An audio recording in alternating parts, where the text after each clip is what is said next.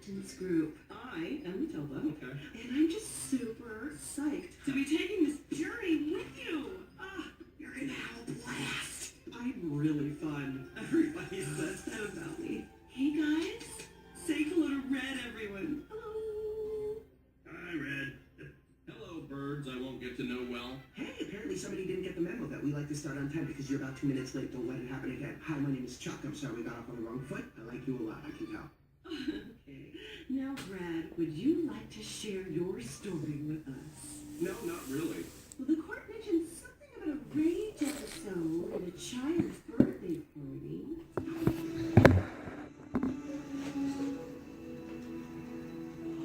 You haven't aged a day. Should we say something? Nah, let him have his fun. All right. No, we need to get you to safety.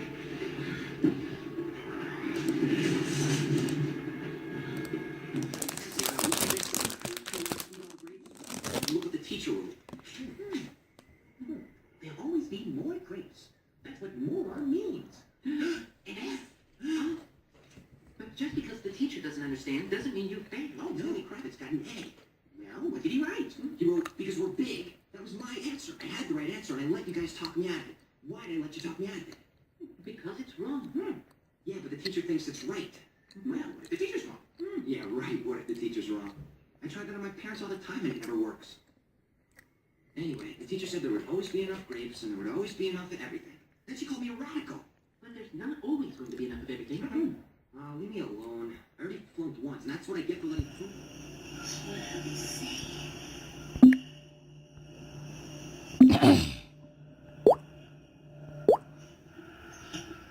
Is it typical Taco? My grandson doesn't know breaks everything. Still, I think he takes after his grandfather.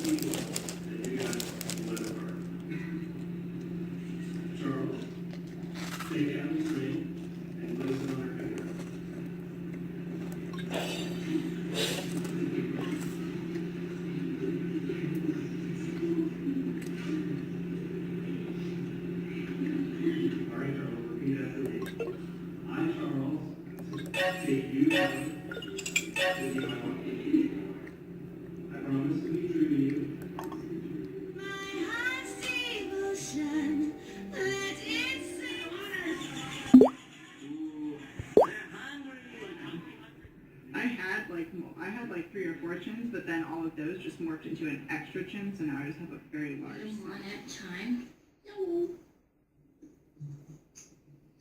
And yes, I did say the date. So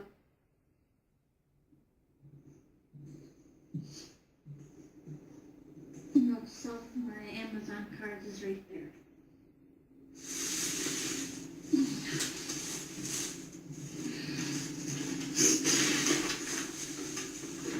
And no cooking with Home Care Cindy tomorrow. I have to go to the store and get tuna helper, which I totally forgot about. Swingy, I forgot to check the Hi guys, it's Donkey Boy time.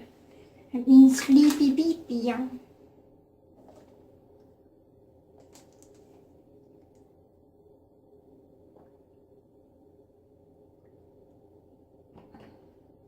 It has been March 19th, Sunday, 2017.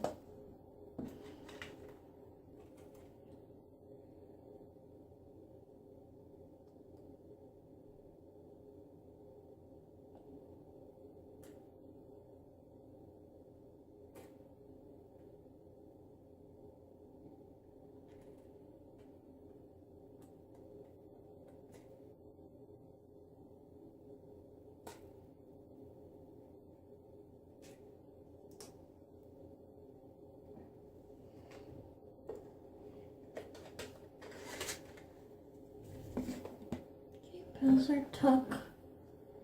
Be donkey back in an eon minute. I had a nosebleed earlier today.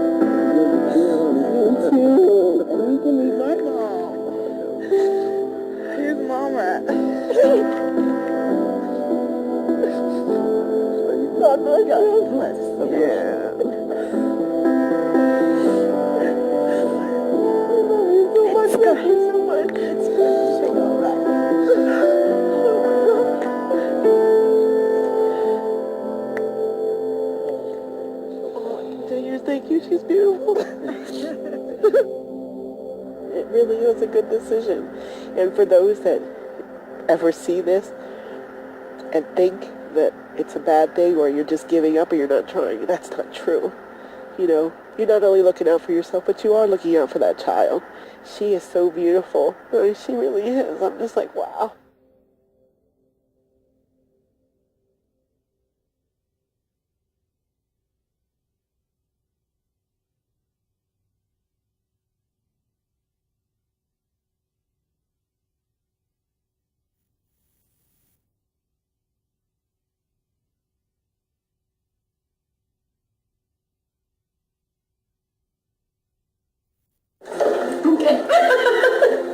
Hey guys, what's up? I'm here today with Corey. You guys probably recognize her. She's been on my channel a couple of times. She did the Disneyland ex-cast member. He had been eviscerated, castrated, and nearly skinned from head to toe. And as per the coroner's report, Jared was alive for all of it. Cause of death was blood loss. A slow and painful death. If anyone deserved it, it was Jared Starch, and of course, Sheriff Starch cried serial killer through the tears of unfathomable sadness. People felt for him, of course. He lost his only son. But deep down, the town rejoiced. Rumors began to spread. Again, wildfire. Iris's ghost returned for Jared and exacted revenge upon him. The woods were now haunted by Iris. The usual childish pass-it-ons. One boy even claimed that He'd seen a ghost. But who knows these things? In my 30s now. I've come back to see my old town. I've walked down memory lane in a place that hasn't changed since I left.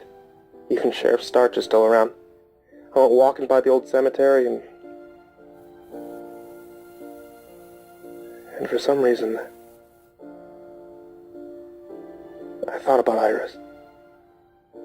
Her laugh, her smile, her kindness and beauty. About a half-hour's walk got me to the edge of the forest I so adored as a child. I walked along the path littered with shrines and remembrances. Where the awful tree once stood was now a simple stump. I didn't have to wonder why they cut it down. I stood by it and I stared off into nothing. So many memories. So much pain.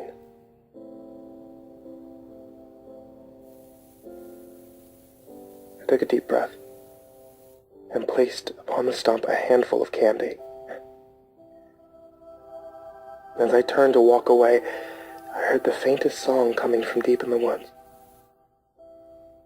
A beautiful melody I'd never heard before. As the song drew closer, I could hear no words but the sound, the voice. I knew the voice. I turned around to see her. I wanted to see her. But she wasn't there. Only her lovely song. I scanned my surroundings. The sky, the trees, the stump, the ground. She wasn't there. I turned then and left the forest, smiling at the thought that the candy I'd left for Iris was gone.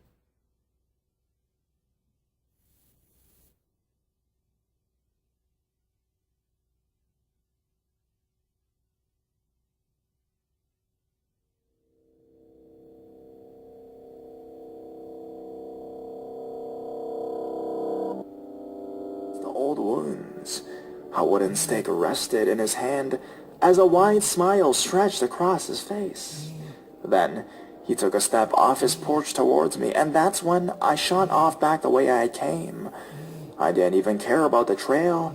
I sprinted in one direction until I hit the main path and booked it back toward my house. As soon as I crossed a road that runs along the tree line, I peeked over my shoulder, and there was Robert Cumberdale smiling, his stake in hand, as he turned around and headed back towards his cabin in the woods. I had been lucky, I thought. I never forgot about it. I still have nightmares to this day, even though it's just a tale told to kids to keep them from running into the woods alone. It was all too true for me. No one believes me. But now I know that the phenomenon that ghosts and spirits are real is nothing but the truth. And needless to say, I only run along the streets of my tiny town in Texas.